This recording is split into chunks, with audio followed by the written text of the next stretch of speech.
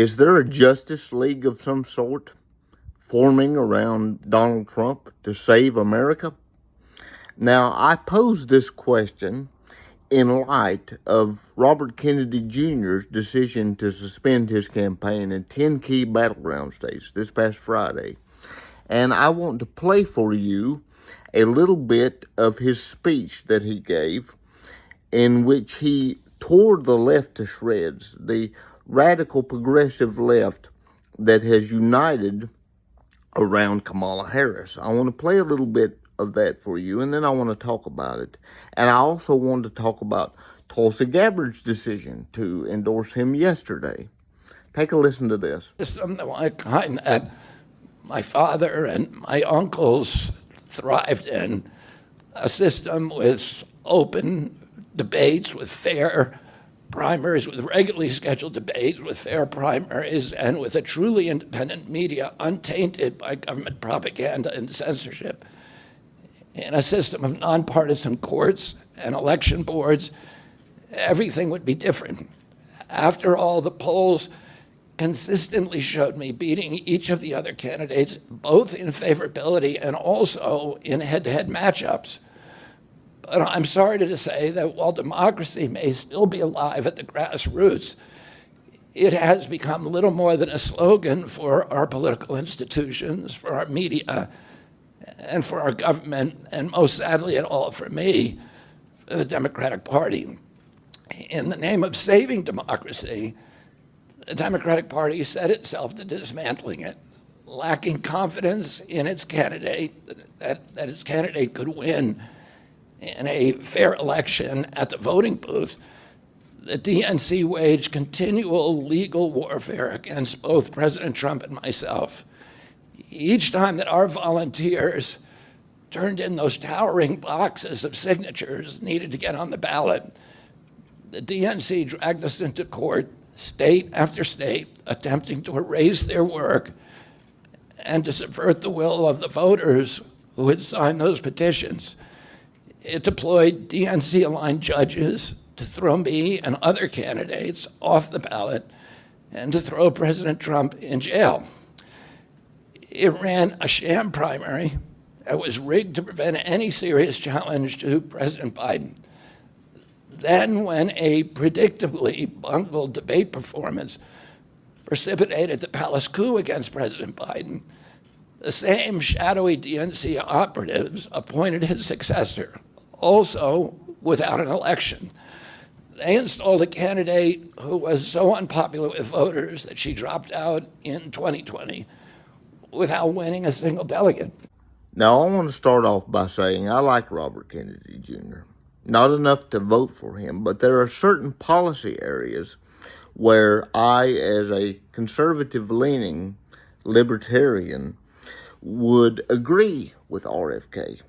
I like how he wants to stay out of the Russia-Ukraine war, and he does not support America's position of using it as a proxy war.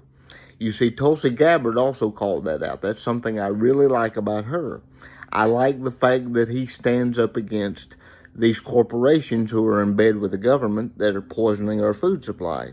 I like the fact that he is against these extra-constitutional, unconstitutional, three-letter agencies like the FBI, the CIA, and the ATF, all these extra-constitutional agencies that want to rule our lives, and yet they are not elected by the people, and they serve only to subvert the Constitution, if you ask me.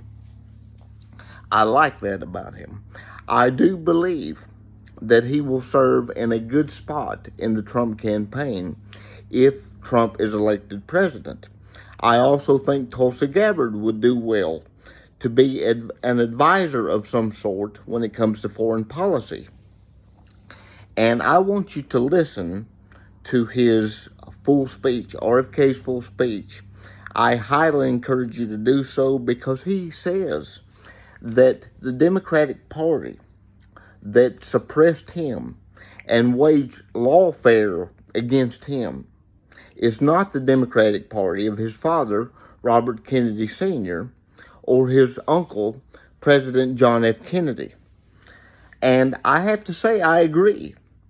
This is not a place where traditional liberals should align themselves, because the Democratic Party is no more the place of civil rights, the place of civil liberties, the place of being against corporations and corporate greed. It is a place that wants to align themselves with corporations, to support more war, to suppress the will of the people, and to poison our food supplies.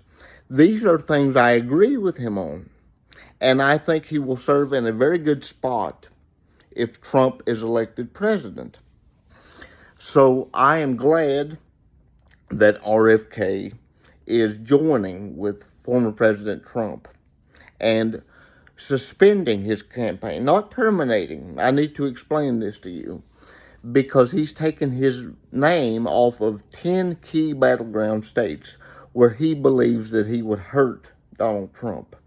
He has not taken his name off the ballot completely, and there are still going to be states where you can vote for him if you'd like to do so. But, you see, the Democratic Party does not like this. His own family has come out and disowned him because members of his own family try to advance the cause of Biden. In fact, there are people in his family that do not see this as a good thing. There are people in his family that work for the Biden campaign. And so I find it funny that now that RFK has endorsed Trump, we see all these old articles and some new ones trying to circulate, trying to smear his character. Isn't that a little bit odd? Or is it a little bit convenient? I think it's a little bit convenient that they want to smear his character after he decided to endorse Trump. And I wouldn't be surprised if they don't do the same thing for Tulsi Gabbard. Mind you, I did a video on the fact that she is now on a terrorist watch list for calling out the Biden-Harris administration's foreign policy and saying that they're supporting a proxy war in Ukraine. She's now on a terrorist watch list for that. So the party of the traditional liberal is no more in the Democratic Party. And I find it funny that just because these traditional liberals support the Constitution, the very fabric of our country, now the Democratic Party has pushed them away and pushed them to President Trump. Now, I want to be honest with you, my friends. I do not believe that this is just a election that is Trump versus some liberal. I believe that there is something more sinister at hand. I believe that this is indeed a campaign that they are trying to push. This election will be Trump and the American way of life versus communism, because that's ultimately what they want. And that's why you're seeing more traditional liberals start to support Trump, I believe, because they recognize that the Democratic Party is not what they've always claimed to be. And they're getting to be more and more communist, it seems, by the day. So I am glad that Robert Kennedy Jr., in spite of our policy disagreements, would support a candidate who I don't 100% agree with, but I do believe is fighting for the American way of life. If you believe this, like I do, please like, share, and subscribe to this channel for more content.